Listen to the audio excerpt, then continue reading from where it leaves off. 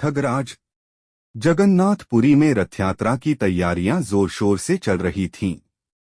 पूरे देश से भक्तजन इस यात्रा में सम्मिलित होने आए थे।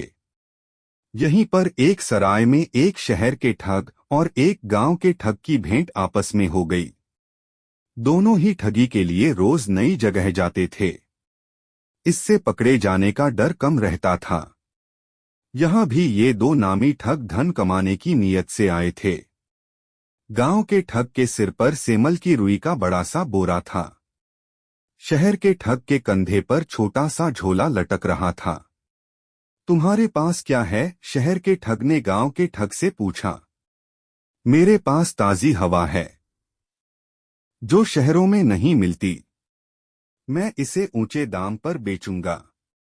इस बात से शहर का ठग ललचा गया। उसने कहा, मेरे पास कीमती पत्थर हैं, जो कहीं भी बिक जाते हैं। क्या तुम हवा के बदले मुझे अपना थैला दोगे? शहर का ठग तो यही चाहता था, तुरंत तैयार हो गया। रात में दोनों ठग अपने अपने घर गए। अपनी पत्नी और बच्चों के सामने डींगे मारने लगे। आज तो एक आदमी को खूब उल्लू बनाया। देखो, छोटे से कोयले के थैले के बदले बोरी भर शुद्ध कीमती हवा लाया हूं। लेकिन जैसे ही बोरी का मुंह खोला, रुई चारों तरफ उड़ने लगी। दूसरे ठग ने जब थैला खोला और देखा उसमें कोयले थे, उसकी पत्नी ने ताना कसा, चलो आज ठग को भी किसी ने ठग लिया। कोई ढंग का काम तो तुम्हें करना नहीं है। अच्छा हुआ, अगले दिन फिर रास्ते में उनका आमना सामना हो गया। दोनों ने एक दूसरे को घूरकर देखा और फिर जोर से ठहाका लगाया। ये भी खूब रही उस्तादों से उस्तादी। एक बोला, मैं तो किसी सुंदरी के आंख का काजल चुरा सकता हूँ। दूसरा बोला, मैं तो ब्राह्मण के माथे का तिलक चुरा लूं और उसे पता भी ना लगे। पहले ने रौब दिखाया।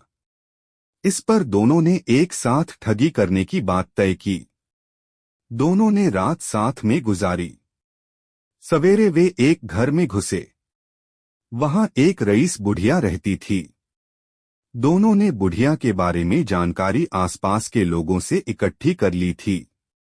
वह बुढ़िया के पास गए, पैर छुए और बोले, बुआ हम तुम्हारे भतीजे हैं।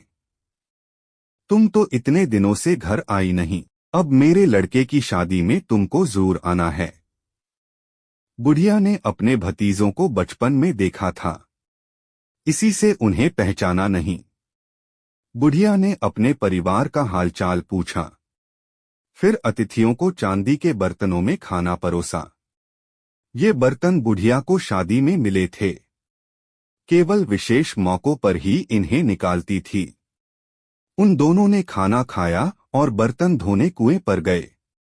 ठगों ने बुढ़िया की नजर बचाकर चुपचाप बर्तन अपने कपड़ों में छिपा लिए। एक चिल्लाने लगा, अरे अरे क्या करता है, बर्तन कहाँ लिए जा रहा है? आवाज सुनकर बुढ़िया आई तो दोनों बोले, बुआ बर्तन तो कुएं में गिर गए। बर्तन खोने से बुढ़िया दुखी हो गई और उसने कहा, बेटा मैं तो तुम्हारे साथ नहीं चल सकती।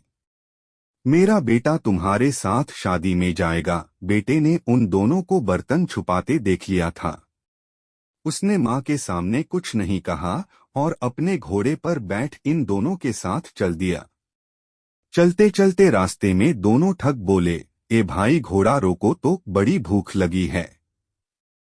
हमारे पास तो पैसे नहीं हैं, तुम अमीर आदमी हो, जरा अच्छा खाना खिलवाओ क्यों नहीं? इस जगह मेरा लेन देन चलता है, हमें कुछ भी खर्च नहीं करना पड़ेगा। युवक ने कहा। वह इन दोनों को सबक सिखाना चाहता था। ठीक है, ये तो बड़ी अच्छी बात है। दोनों ठग बोले, तुम लोग यहीं रुको, मैं इंतजाम करके आता हूँ।